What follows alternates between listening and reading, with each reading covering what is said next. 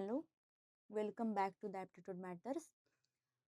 हमने स्टार्ट किया है द वोकैब सीरीज, जिसमें जिन भी बच्चों को वोकैब बेस्ड क्वेश्चन करने में प्रॉब्लम होती है, इम्प्रूवमेंट चाहिए, वो सारे बच्चे क्या करेंगे, रेगुलरली इस सीरीज को फॉलो करेंगे। कल फर्स्ट लेक्चर हुआ है जिसमें हमने देखा है कि आपके जो वोकैब रिलेटेड क्या क्या चैलेंजेस हो सकते हैं। आज देखेंगे कि वोकैब रिलेटेड प्रॉब्लम्स को कैसे टैकल किया जाए। तो लेट्स स्टार्ट। कल फर्स्ट जो चैलेंज हुआ कर क्या था, हाउ टू रिमेम्बर वर्ड्स।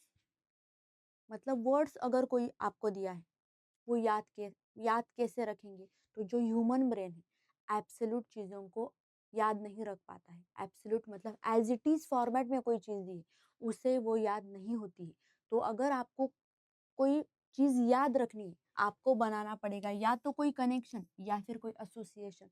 अगर ये ग्रीन बोर्ड है, मैंने इस बोर्ड पे ग्रीन से कुछ लिखा, तो आपको कुछ समझ नहीं आएगा क्योंकि डिफरेंशिएट नहीं है। ये भी ग्रीन है और उस पर लिखा जाएगा किसी ग्रीन पेन से।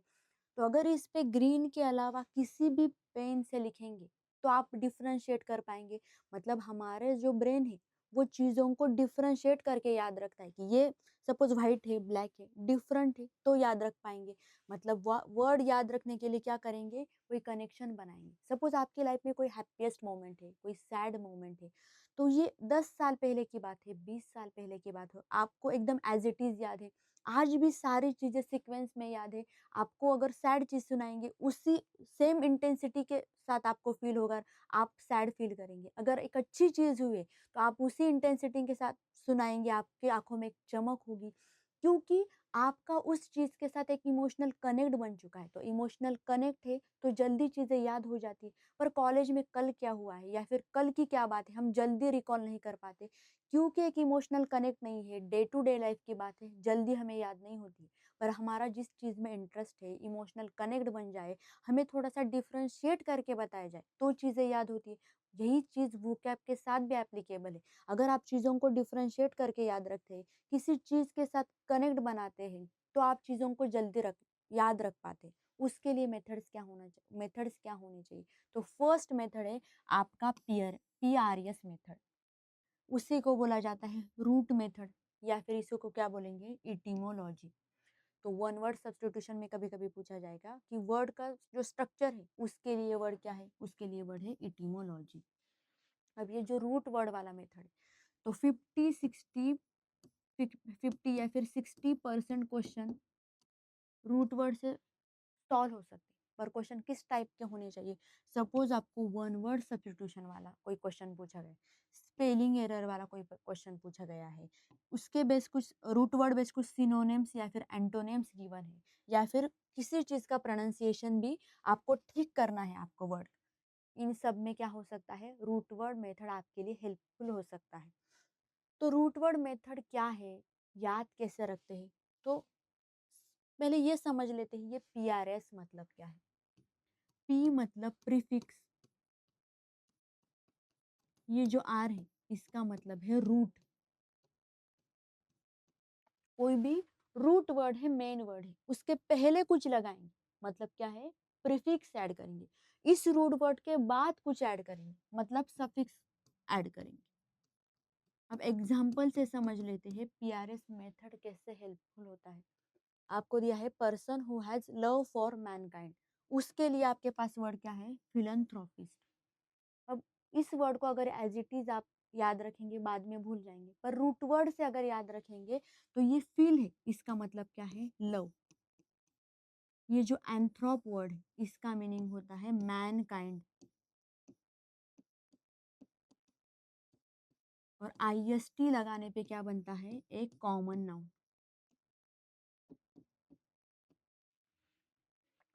मतलब फील एक रूट वर्ड है, रूट वर्ड की हेल्प से आपने अगर याद रखा है तो आप कभी नहीं भूलेंगे। तो अब सेकंड पर्सन जो क्या करता है, जो मैन काइंड है उसे हेट करता है, तो याद रखने के लिए ये चीजें एज इट इज होनी चाहिए, इसका अपोजिट चाहिए। मतलब एंथ्रोप एज इट इज होना चाहिए, एंथ्रोप इंडिकेट करेगा मैन काइंड को, IST इंडिकेट करेगा कॉमन नाउन को। पर फील अगर लव है तो हेट करेंगे, मतलब कोई रूट वर्ड होना चाहिए। तो जो मिस रूट वर्ड है ये क्या इंडिकेट करता है? हेट को इंडिकेट करता है। मतलब जो मैनकाइंड से प्यार करे वो क्या है? फिलैंथ्रोपिस्ट है। जो हेट करे वो क्या है? मिसैंथ्रोपिस्ट है। अब एक वर्ड है, एक रूट वर्ड आपको पता है, इससे बहुत सारे वर्ड्स कैसे याद रखे जा सकते हैं? तो ये चेक कर लीजिए। ये कॉमन नाउन था क्योंकि एंड में आईएसटी लगाया है। अब एक ही रूट वर्ड है, आपको क्या चाहिए? एक इसी वर्ड के लिए एक एब्स्ट्रैक्ट नाउन चाहिए। तो एब्स्ट्रैक्ट नाउन बनाने के लिए आप क्या करेंगे? बस फिलैंथ्रोपी, मिसैंथ्रोपी ये क्या बनाएगा? किसी एब्स्ट्रैक्ट नाउन को बनाएगा। अब सपोज आपको चाहिए एक एक्ट की बात करनी है कि एक्ट क्या है? फिलैंथ्रोपिक है, मिसैंथ्रोपिक है। एक्ट की बात करेंगे, एक्ट नाउन है, उसके सामने एक एडजेक्टिव चाहिए। मतलब इक लगाने पे क्या बनेगा? एक एडजेक्टिव बनेगा। अब सपोज आपको चाहिए एक एडवर्ब। एडवर्ब कैसे बनता है? एलवाई लगाने के बाद क्या बनेगा? जनरली एलवाई लगने के बाद वर्ड वर्ड क्या बनता है? एक एडवर्ब बनता है। तो आप क्या बनाएंगे? फिलैंथ्रोपिकली, मिसैंथ्रोपिकली ये क्या बनाएगा? किसी एडवर्ब को बनाएगा। अब किसी पर्सन की बात करनी है, कॉमन नाउन की बात करनी है, अपन आप फिर से फिलैंथ्रोप, मिसैंथ्रोप ये वर्ड यूज कर सकते हैं। ये बनाएगा किसी कॉमन नाउन को। तो जनरली एडवर्ब अगर बनाना है तो आपको एडजेक्टिव के बाद एलवाई लगाना है। फिर से ये चीज आपको अब रटने की जरूरत नहीं है, क्योंकि हम चीजें याद रखते हो यही लगता है कि क्या क्या है, सही है। तो एलवाई लगाने के बाद अगर एडवर्ब बनता है तो आप सपोज आपने ईयरली लिखा है, वीकली लिखा है, पर ईयरली वीकली एडवर्ब नहीं होते। ईयर है या फिर वीक है, ये क्या होता है? कोई नाउन होता है। नाउन के बाद एलवाई लगने पे वो एडजेक्टिव बनता है, एडवर्ब नहीं बनता है। तो एडवर्ब कब बनता है? एडजेक्टिव के साथ एलवाई लगने पे क्या बनेगा? एडवर्ब बनेगा। मतलब आपको बस एक रूट वर्ड पता था, इससे आपको 10 वर्ड्स याद हो गए हैं। तो रूट वर्ड मेथड इसीलिए इम्पोर्टेंट है। एक रूट वर्ड से बहुत सारे वर्ड बन सकते हैं और आपको एक कनेक्शन बनने पे वो सारे वर्ड एक साथ याद हो सकते हैं। दूसरा है, कोई भी वर्ड के बाद सफिक्स ऐड करने पे आप उसे एडजेक्टिव, एडवर्ब इसमें कन्वर्ट कर सकते हैं। तो कोई भी नाउन बनाना हो, आईएसटी आपने ऐड किया है, आईएसएम ऐड किया है, टीवाई ऐड किया है, एनईडबलएस ऐड किया है, क्या बनाएगा? ये किसी नाउन को बनाएगा। सपोज आपको एक वर्ड को एडजेक्टिव बनाना है, क्या करेंगे? एज अ सफिक्स आप यूज करेंगे, आईसी यूज करेंगे या फिर एबल यूज करेंगे। ये क्या बनाएगा? किसी एडजेक्टिव को बनाएगा। आपको कोई एडवर्ब बनाना है, क्या करेंगे? एडजेक्टिव के साथ एलवाई लगाएंगे, फिर क्या बनेगा? एक एडवर्ब बनेगा। अब प्रोनाउंसिएशन की बात है। आपको स्पीकिंग में जनरली प्रोनाउंसिएशन काम आता है। तो हमारा प्रोनाउंसिएशन और नेटिव स्पीकर का जो प्रोनाउंसिएशन उसमें हमेशा डिफरेंट होता है। हमारे क्लास स्पीकिंग के नहीं है, पर चेक कर लेते कि रूट वर्ड की हेल्प से भी या फिर सुनने के बाद भी क्या कर सकते हैं, आप अपना स्पीकिंग इम्प्रूव कर सकते हैं। तो हम कहते हैं इंटरनेट। पर जब कोई नेटिव स्पीकर कहेगा, उसे पता है कि कहाँ टोन सॉफ्ट रखनी है, कहाँ टोन को हाई करना है, तो वो इंटरनेट इस सिमिलर टोन में नहीं कहेगा, वो कहेगा इंटरनेट। मतलब उसका फोकस कहाँ है? इस नेट पे है।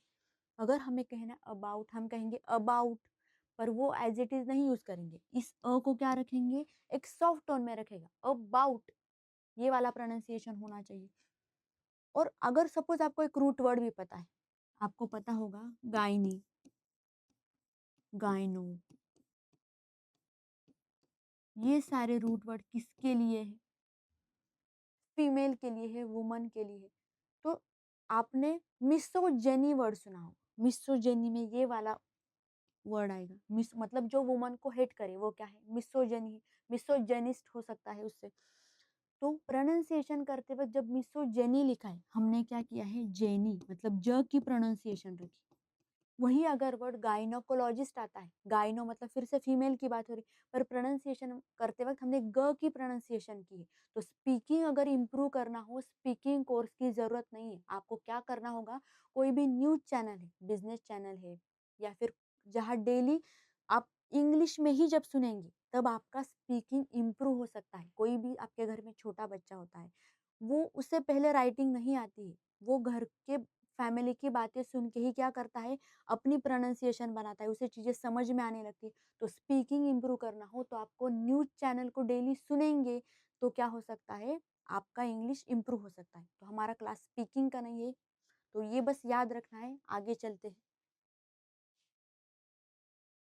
अब आपके सेंटेंस में या फिर एग्जाम में जब भी क्वेश्चन आते हैं वोकैब रिलेटेड, तो फर्स्ट मेथड है रूट वर्ड से करेंगे, सेकंड मेथड है ग्रुपिंग मेथड। आप वर्ड को क्या करते हैं, ग्रुप करते हैं। ग्रुप कैसे करेंगे, उनके साउंड के बेसिस पे, उनके स्पेलिंग के हिसाब से क्या करेंगे, ग्रुपिंग करेंगे और ग्रुपिंग से याद करेंगे। अगर दो स्पेलिंग है या फिर सिमिलर स्पेलिंग है एक वर्ड की, तो उनका जब पार्ट ऑफ स्पीच बदलेगा उनका क्या मीनिंग हो सकता है। या फिर दो स्पेलिंग है जिनका साउंड सेम है बट स्पेलिंग में थोड़ा सा डिफरेंशिएट है, फिर उनका मीनिंग क्या है। इस इससे क्या बनते हैं, कुछ क्वेश्चन बनते हैं जैसे होमोफोन बेस्ड या फिर पैरोनेम बेस्ड, इस पे कुछ कंफ्यूजिंग वर्ड्स बनते हैं। तो generally confusing word related question कहाँ से आते हैं, इन दोनों में से आते हैं। कल होमोनेम्स पे डिस्कशन हो चुका है, तो फिलर वाले जो क्वेश्चन है 5 या 7 टाइप्स के क्वेश्चन होमोनेम्स पे बनते हैं। नेक्स्ट है इपोनिम्स।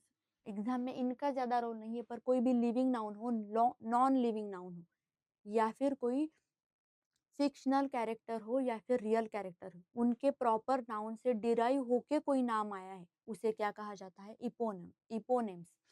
इसका एग्जाम्पल है जगरनॉट। तो जगरनॉट वर्ड आया है जगन्नाथ जी, लॉर्ड जगन्नाथ, उनसे आया है। जब ब्रिटिश लोगों ने फर्स्ट टाइम जगन्नाथ जी की जो यात्रा देखी थी, उनको उन्होंने जगन्नाथ नहीं बोला था, उन्होंने अपने प्रोनाउंसिएशन करते वक्त बोला था जगरनॉट। उन्हें क्या फील हुआ था कि ये क्या है, एक अनस्टॉपेबल फोर्स है। तो तब से जगरनॉट का मीनिंग क्या है, अनस्टॉपेबल फोर्स।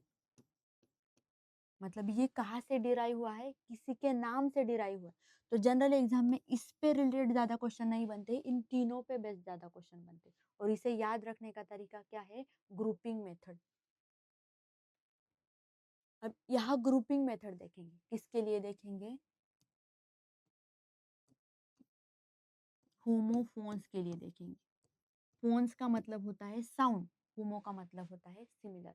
जिन भी वर्ड्स का साउंड सिमिलर है, प्रोनाउंसिएशन करते वक्त उनका साउंड सिमिलर आए या फिर उनकी स्पेलिंग थोड़ी सी रिलेटेड है, उन पे बेस्ट क्या करेंगे, ग्रुपिंग मेथड को हम क्या करेंगे, वर्ड्स को याद रखेंगे।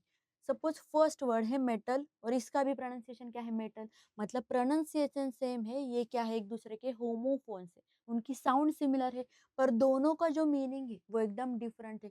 तो अगर आपने इसे सेपरेटली याद रखा, इसे सेपरेटली याद रखा, आप भूल जाएंगे। पर दोनों को अगर एसोसिएट करके याद रखा है, फिर आप कभी नहीं भूलेंगे। तो ये जो मेटल है ये क्या इंडिकेट करेगा, सिल्वर है, गोल्ड है, कोई मेटल है, मतलब किसी धातु की बात हो रही है। अब ये जो सेकंड वाला मेटल है, ये अब धातु की बात नहीं, ये किसकी बात करेगा, किसी की एबिलिटी, किसी के काबिलियत या फिर किसी के पोटेंशियल की बात करनी हो, तब इस वाले मेटल का यूज किया जाता है। अब नेक्स्ट है पेडल। साइकिल में पेडल होता है, तो इस पेड ये क्रूट वर्ड होता है जो इंडिकेट करता है लेग को, फुट को। तो पेड़ से जब दबाएंगे उन चीजों को क्या कहेंगे, पेडल। इस वाले पेडल का मतलब होता है टू हॉक। मतलब किसी भी चीज को आप सेल करते हैं, प्रमोट करते हैं, ये क्या है, ये वाला पेडल। मतलब इनकी क्या है, जो प्रोनाउंसिएशन है वो सिमिलर है, बट उनका जो मीनिंग है टोटली डिफरेंट है। तो ग्रुपिंग मेथड से क्या किया जा सकता है, चीजों को आसान बनाया जा सकता है। फर्स्ट है मेडल। अब ये किस मेडल की बात करेगा, आपको पता है गोल्ड मेडल, सिल्वर मेडल, मतलब ये किसकी बात करेगा, किसी पदक की बात करेगा।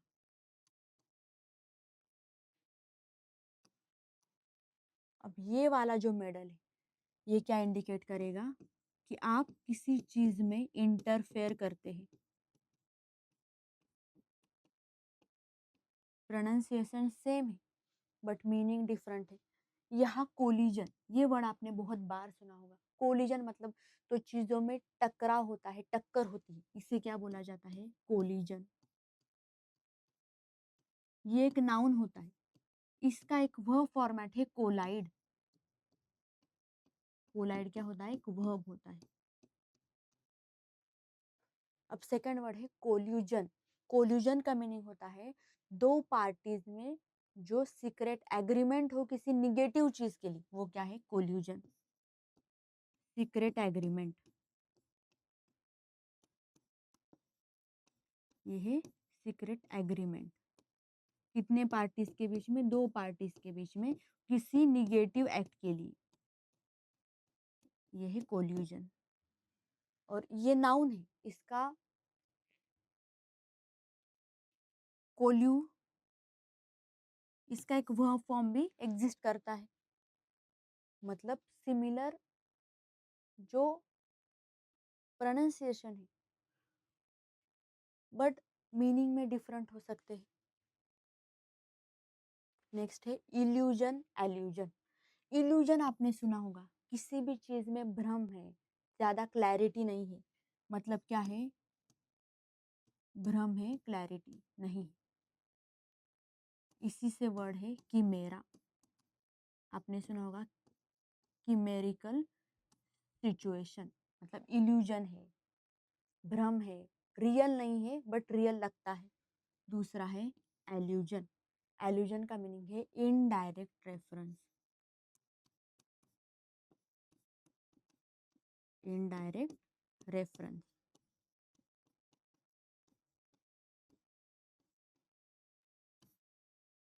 तो कभी कभी पैसेज बेस्ड क्वेश्चन पूछा जाता है कि इस पैसेज से आपने क्या एल्यूड किया है, मतलब इस पैसेज से जो इनडायरेक्ट आइडिया आपको लगा है वो इनडायरेक्ट रेफरेंस क्या है। अब है एक अबेट और ये वाला अबेट। ये वाला अबेट होता है किसी चीज को रिड्यूस करना या फिर डेटियोरेट करना, और ये वाला अबेट होता है किसी भी पर्सन को प्रोवोक करना कोई निगेटिव ऐड करने के लिए, to provoke, to do negative act.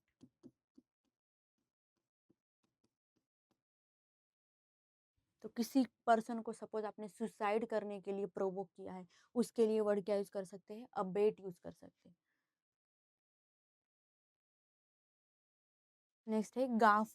इस गाफ का मीनिंग है, एक बार जो बाइडेन जी का स्पीच हुआ था जिसमें उन्होंने कुछ अलग रेफरेंस दिए थे, बहुत सारे बोलने में गैप्स आए थे, मतलब बहुत एम्बैरेसिंग सिचुएशन बनी थी पब्लिक स्पीच में। तो जब भी ये आपने पब्लिक ब्लंडर कोई किया है, क्या किया है कि पब्लिक कोई स्पीक, आपने कोई पब्लिक स्पीकर है आप, और बात करते हुए बहुत सारी गलत चीजें बोली या फिर ऐसी चीजें बोली जो रेफरेंस के साथ नहीं है, मतलब क्या किया है? पब्लिक में ब्लंडर किया है।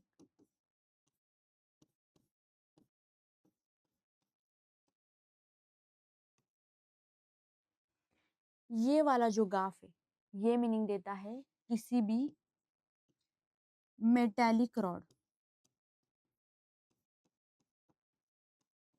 जिस रॉड को किसके लिए यूज करते हैं? फिशिंग के लिए यूज करते हैं।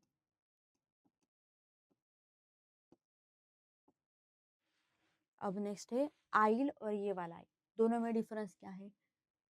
ये वाला आइल होता है कोई पैसेज या फिर लेन की बात। ये वाला आइल है स्मॉल आइलैंड।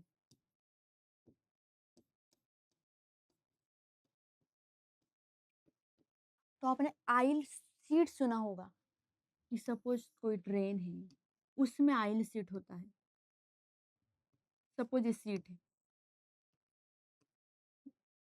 ये है विंडो सीट, ये विंडो सीट, ये मिडल वाला सीट, ये आइल सीट और ये वाला आइल सीट।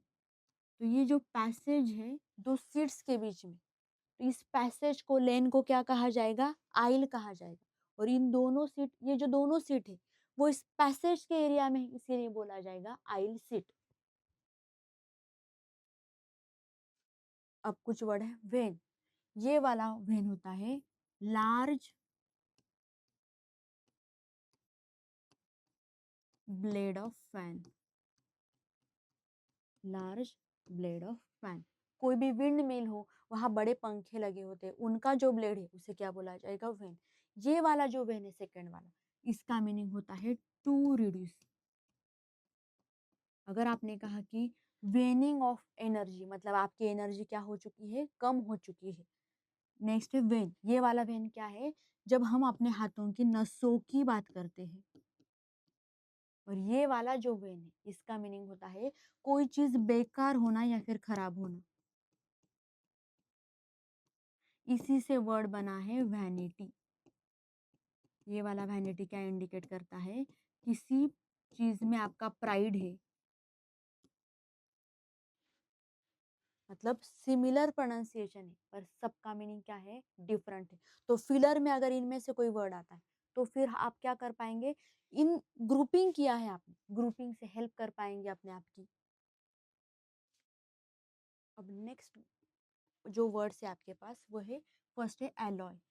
एलॉय मतलब क्या होता है कि आप मेटल्स को मिक्स करते हैं, तो जो मिक्सिंग ऑफ मेटल्स है वो है एलॉय।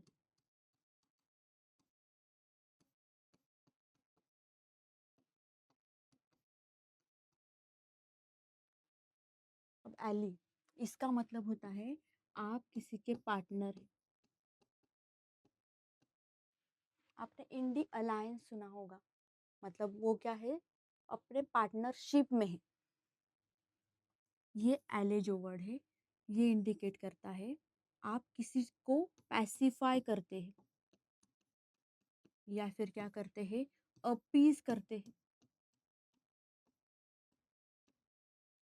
इसे याद कैसे रखेंगे, जनरली छोटे बच्चे रोते हैं तो उनकी मम्मी उन्हें कहती है अले अले बेटा, तो इससे याद रखेंगे, मतलब वो क्या करती है, अले मतलब क्या करती है, उसको शांत करती है, या तो पैसिफाई करती है, अपीज करती है। ये है अले। इसका मीनिंग है कोई लेन या फिर पैसेज। तो जो ग्रुपिंग मेथड है, तो वर्ड सिमिलर दिख सकते हैं या फिर उनका प्रोनाउंसिएशन सेम हो सकता है, पर अगर आप ग्रुप करेंगे, उनको एक साथ लिखेंगे, एसोसिएट करने की कोशिश करेंगे, तो आप जनरली जल्दी याद रख पाएंगे। तो ठीक है, आज के लिए इतना ही रखते हैं। Thank you so much, take care.